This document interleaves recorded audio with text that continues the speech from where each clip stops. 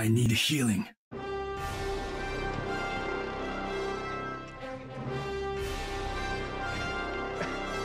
Hi, guys, we're back. We're live. I'm over here fixing microphones. Welcome back, ladies and gentlemen. It's the preseason. I'm getting into it. So are you. Now, we just saw our first matchup, San Francisco Shock with a big win over the Florida Mayhem. But it is time to get into the second match of the day. Ladies and gentlemen, let's get it fired up. It's the Los Angeles Valiant taking on the San Francisco Shock.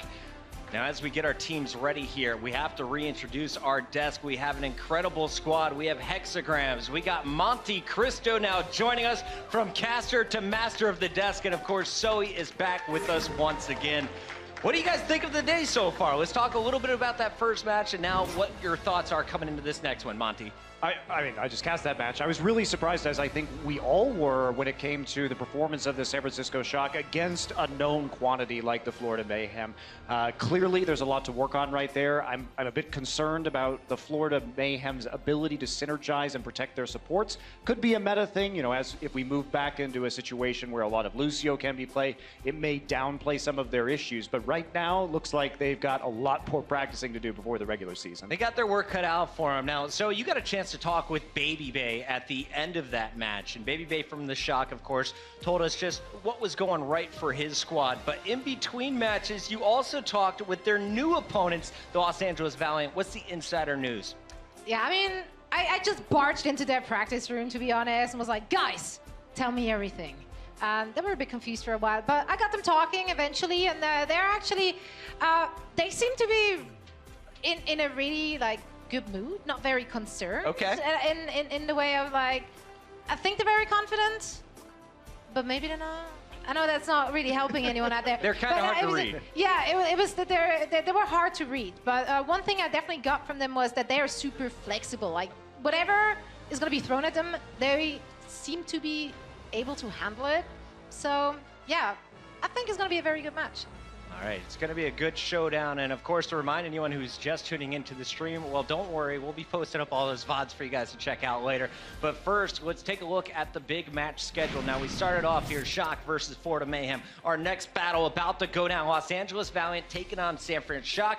And then we're closing things out here. Seoul Dynasty, the Lunatic High Boys, adding on some serious firepower, will be taking on Shanghai Dragons. And Monty, we got a chance to talk with all of the coaching staffs, and I have to ask you, I'm putting you on the grill right now. Who are you most impressed by out of those 6 teams? Who left you feeling good at the end of yesterday? Monty's on the desk. I'm going to be grilling him all season. Get used to it. I'm obviously very excited about seeing this whole dynasty. Having been a caster in Korea and casting Apex, seeing Lunatic High coming back is really exciting. And especially when we think about Lunatic High was winning championships when they had weaker DPS players. They have massively improved at that position. And not only that, they snaked the coach from GC Busan, who is another Apex winner, to add to their already stout and sturdy coaching staff. And so you got to say, these guys are absolutely terrifying right now. All right, Shanghai Dragons, good luck in that battle. Seoul Dynasty seems to be ready. That is coming up after this one, but it's time to get into match 2 of the preseason. Put your hands together. It's Los Angeles Valiant taking on the San Fran Shock.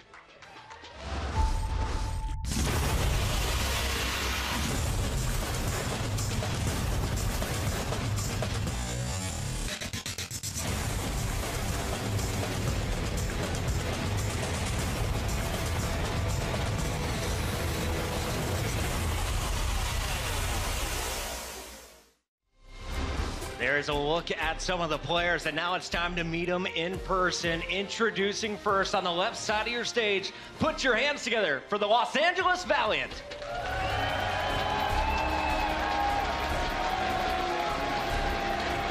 The Los Angeles Valiant, such an impressive team coming in. If you watch them back, way back in the early days of Contenders, they have added on player after player. They dropped off for a moment, but this is looking to be the rebirth as they're now officially in the Overwatch League. Well, I love how they've rebuilt this team. Season 0 was good for them, Season 1 not so much, and maybe they have these roles filled out with a lot of talent, but when you have an opportunity to add the rogue talent to this squad, in Soon and Unko, you just do it. And if you hadn't watched Rogue, maybe you watched the French team at the Overwatch World Cup, which also was the same players as Rogue. So a lot of French talent here in the Overwatch scene, but they really have to get it together now because their fall off was precipitous. They had a very one-dimensional style of dive play that was figured out by the time Contender Season 1 came around, and that was a big problem. All right, that is a look at the Los Angeles Valiant. They are gearing up, ready to go, but let's introduce the opposition one more time. Let's bring out the San Francisco Shock.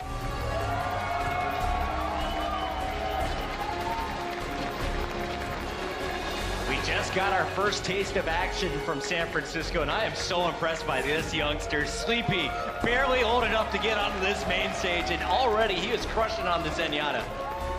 Pulling him out of solo queue, basically, he was an unknown quantity when it came to professional play, but he certainly played well in their last match. And there's the man that got the job done all match long, Baby Bay.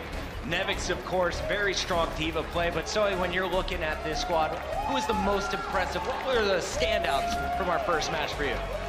Honestly, I was impressed with the whole dynamic of the team. We said that Baby Bell is having like a lot of work to do, but his team supported him so well. IDDQD really stepped up. Nevix did amazing on his diva, creating that space for Baby Bell to actually get those pickoffs. So I was very impressed to see how well this team is coming together. Absolutely. Okay, so let's get into this matchup here, and we've seen enough of Shock, so I'm going to send all the questions your way about the Valiant. I want to start with you, Monte Cristo. If Valiant is going to walk away with the victory in this match, who do you think are going to be the key players for this lineup today?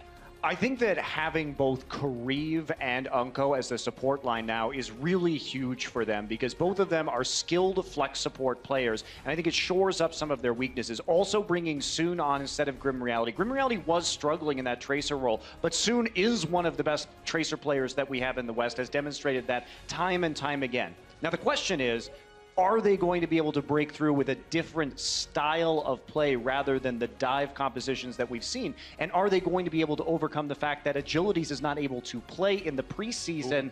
He is not 18 yet, but he will be able to play once the regular season starts. So they're missing their star, Genji. So that leads me to you, Mr. Hexagrams.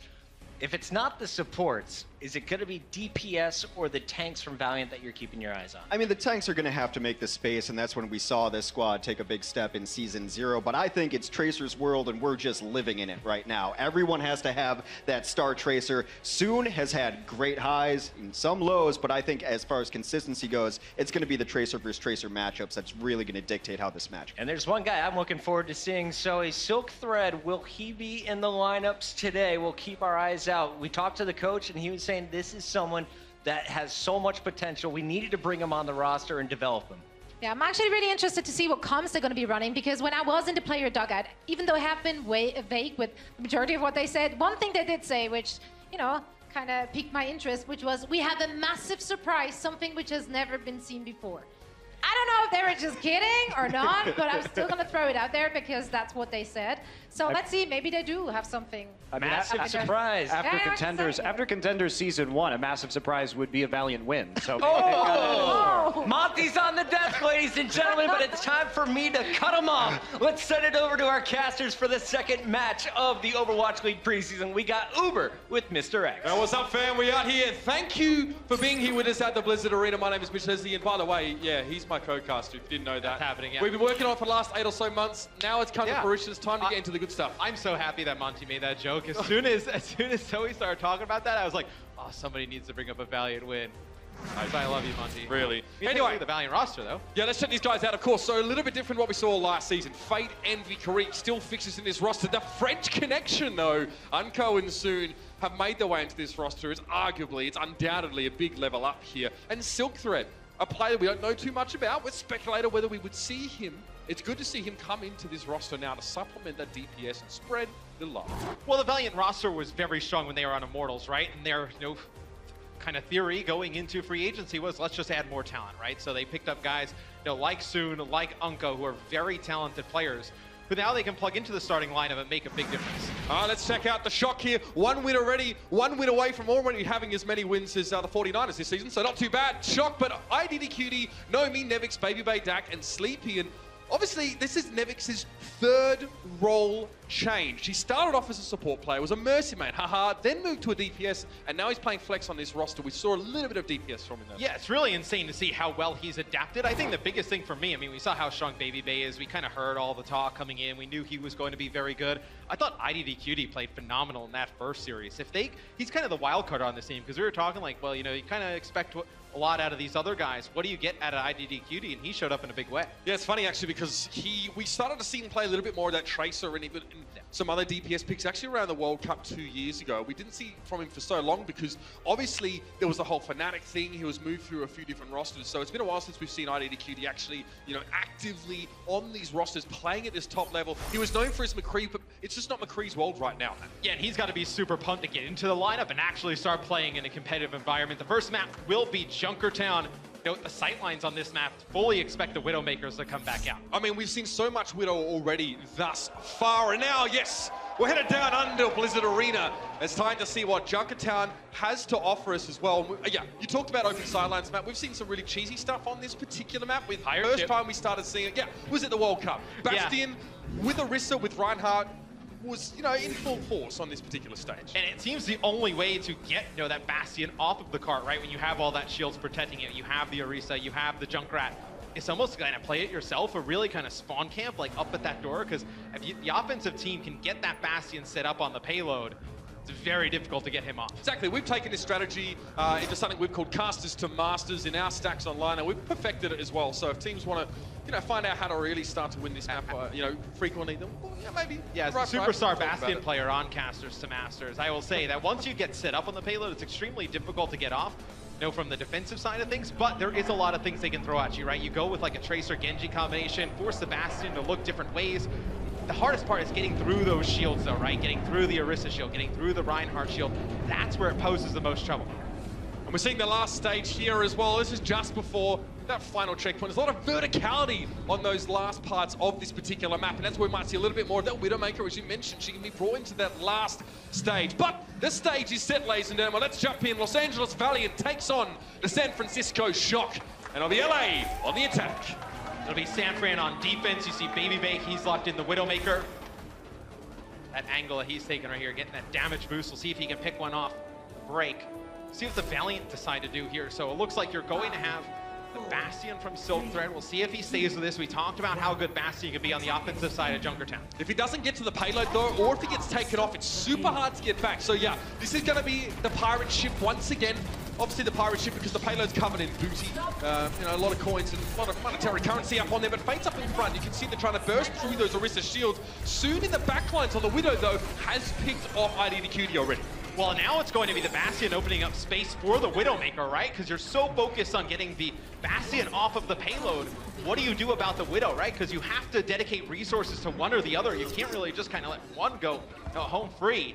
As is the Valiant moving the payload, you know, kind of uncontested up until this point. Now, Baby Bay finds soon, but now he needs to start dealing with actually the main problem. He's out of position somewhat over by that water tank, and look at that, Unco picks him up from long range, headshot with the orbs to deal with him, and his payload still hasn't been stopped so far. Silk Thread is cutting a swath through San Francisco, and they have no response to this. And I would say, you know, a fantastic strat for the Valiant at the beginning. We talked about how good Bastion can be when you get him set up on the cart. From the side of San Francisco, I feel like almost the worst thing you can do in that situation when the Bastion you back up, you never give yourself an opportunity to switch heroes and then go contested. Also, Widow's not very strong against the shield composition because she either shoots the shields and gives away her position to the enemy Widow, or she tries to find some picks out and around it. Her options are limited, and her safety is also easier to compromise.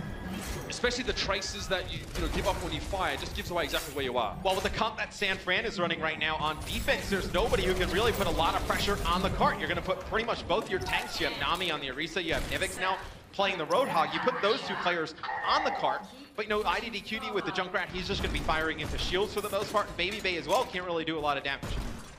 still just Fate with a shield right now. The only shield tank on the Valiant. Problem is that shield cannot be dynamic. It can't move unless you put it on the payload. You need to keep placing it down again. So there were small, prescribed windows in which Los Angeles can actually make their way forward here with shielding. Otherwise, they need to be very careful. Baby base found. Unco can see Silk Thread. Just a sliver of health is drawn into place by that Hulk and taken down. Yeah, now the Valiant, once they get stopped once, you switch off of the Bastion, it'll be a double kill with a Riptire there from IDDQD. As San Francisco shot, they'll hold now on the defensive end. We'll see what the Valiant decide to do. You've seen Soon mostly play Widowmaker up until this point, wondering if he'll go to his Tracer. This is such a strong position for Envy to be in because it allows him to access that causeway above the main road and also to get flanks and hooks on the defenders as they're trying to come in, but he's been caught out. The Hulk's going to take him in. Let's see how this Riptire went down, though.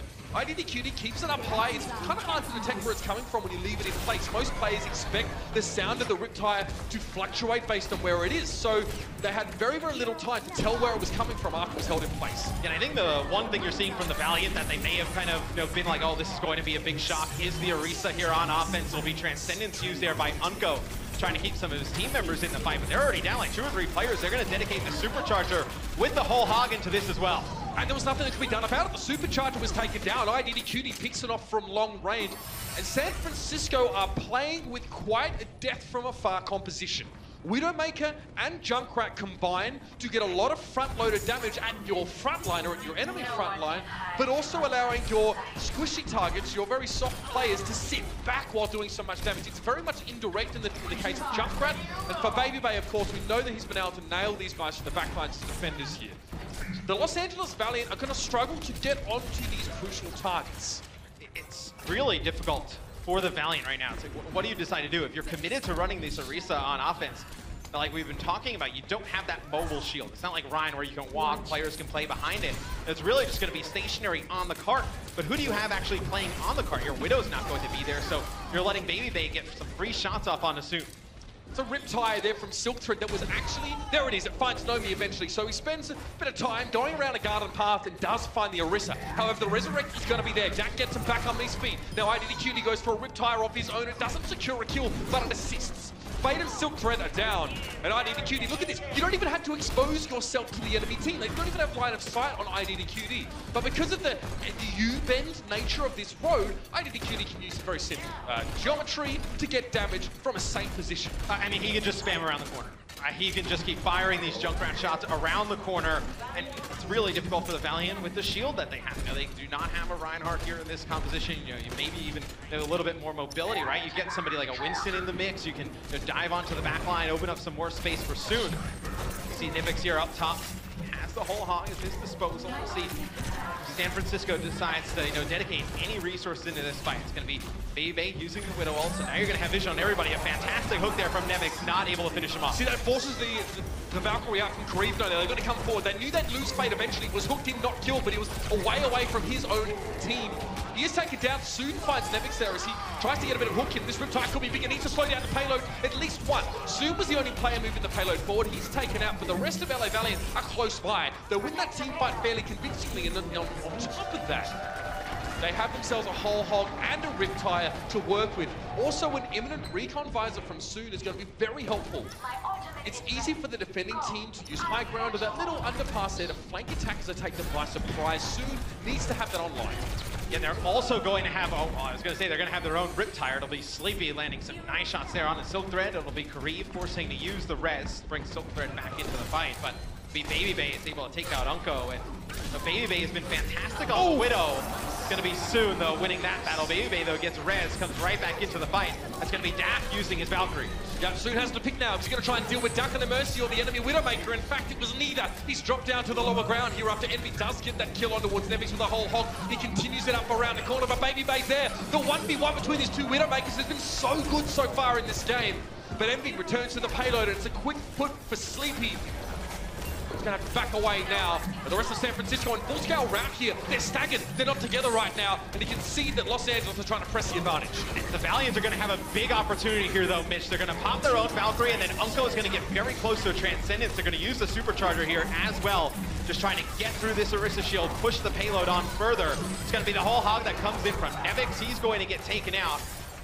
Now we'll see if the Valiant can get back onto the cart, whether they decide to use the Transcendence here or just wait a bit. And the payload's still moving here. San Francisco have only bought themselves, at this stage, a stay of execution in this round. The pressure is still being applied. Babyface trying to get that upper position. The flank, he almost goes down. Soon punishing him, but his assailant is being healed up just as he is. Needs to be focused fire on that Widow to deal with it, but Kareem gets picked off by Sleepy. That's going to take a lot of the wind out of the sails here for the Valiant, but Soon still wants to pressure forward. A Riptide's going to keep it over the top, and it's going to be a Transcendence. A lot of his ultimates being used here for Los Angeles to try and keep themselves topped up and help, but Sleepy finds Silk Thread and Soon. He deals with both enemy damage dealers, and San Francisco now are getting themselves in a position to hold. And Sleepy falls, though, with the Transcendence there towards the end, and now you have some players still alive for the Valiant here on the payload. I mean, Nevix though able to stay alive just long enough.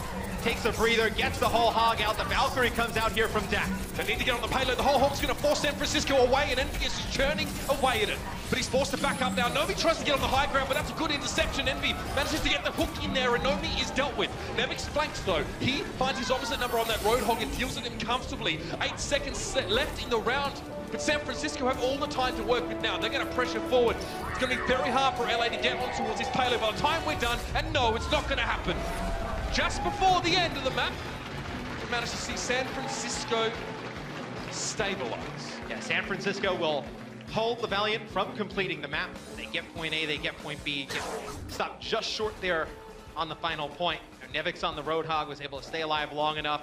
You had Dak coming in, using his Valkyrie. That allows Sleepy to come off the spawn, use the Transcendence. Just so much healing from the Zen Mercy combo. The Valiant not able to break through. A couple of moments there as well. I think one of the biggest moments of that particular round was when Sleepy manages to deal very quickly with both the enemy Widowmaker and that Junkrat. So those shots coming through, I think it was Soon and Silk Thread that both fell by the wayside. When you're Zenyatta, the play that's primarily tasked with being a healer, is able to take down 2 priority targets like those. They were both headshot kills, by the way, so it's argued that the Zen is actually doing the majority of the damage in securing those picks. It's not like an assist or a kill steal, as it were. That's huge. From a player that was very unknown coming into this league. He had a short stint on a team called Tempo Storm. It didn't go great for that roster. It was scouted essentially off the leaderboards, off the ranked leaderboards. And look at him now having a big impact on the biggest stage in Overwatch. And it's kind of crazy. You get thrown into this stage, really. It's your first, main professional experience. We talked a little bit about it, played a lot on the ladder, was on Tempo Storm, but this is a much bigger stage than he's ever been on before, and he has performed quite well today.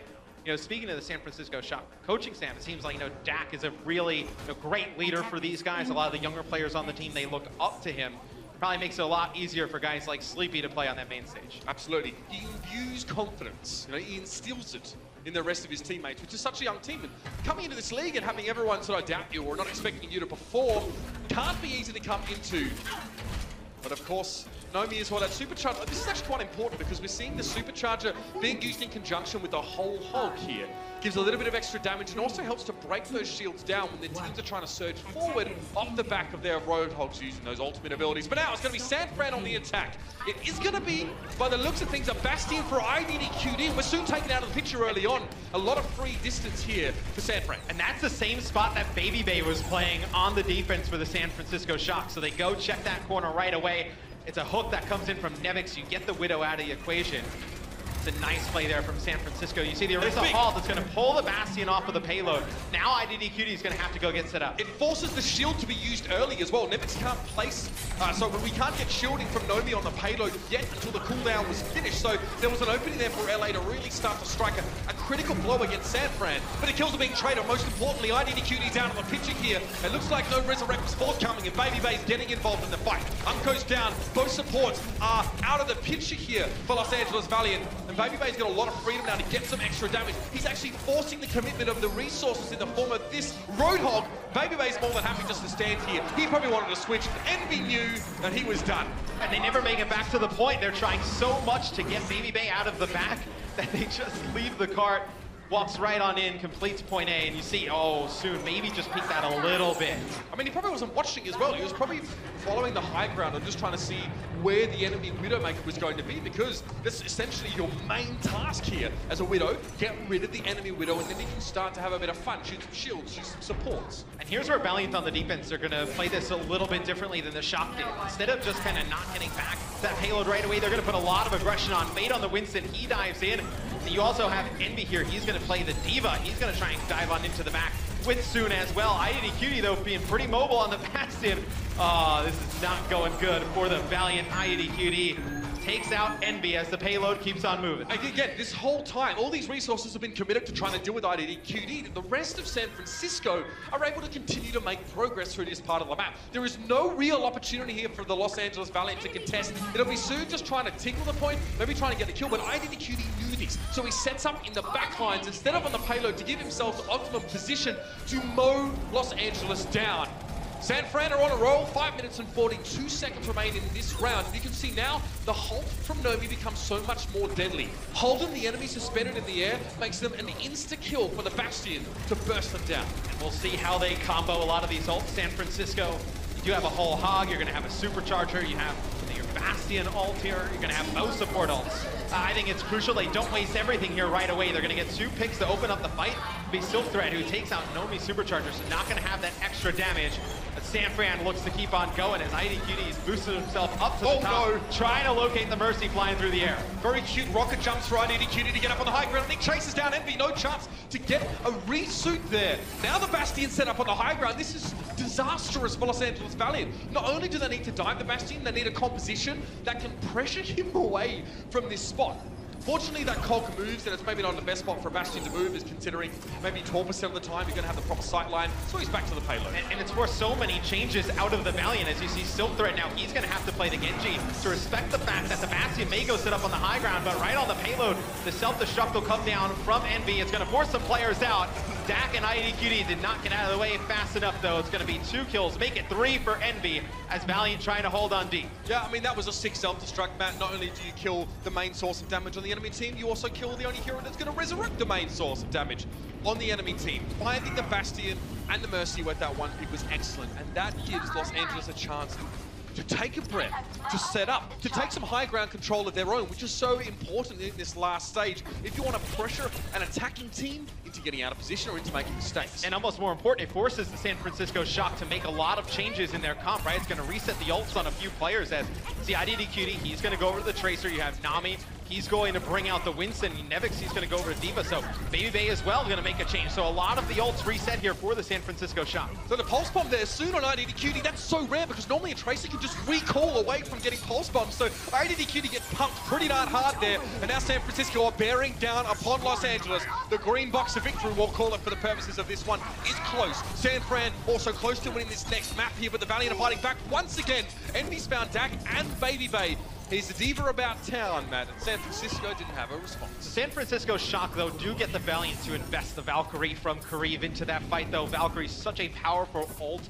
The support ult on Mercy, you're able to get the double res, a lot of great healing that goes down. So now you look at the Shock, right? You're building up towards your own Valkyrie, you're building up towards your own Transcendence, you're gonna get a Deadeye here.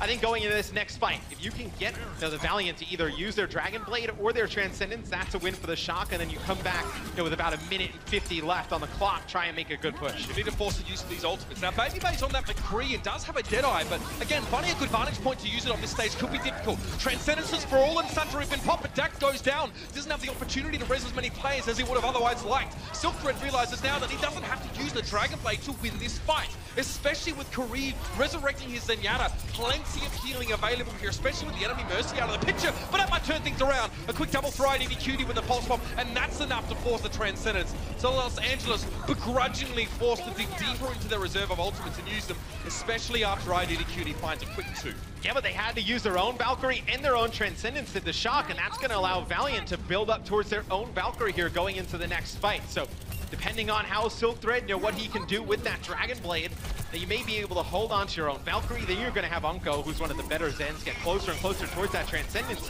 You may get both of those support ults back for the Valiant in this last minute or so.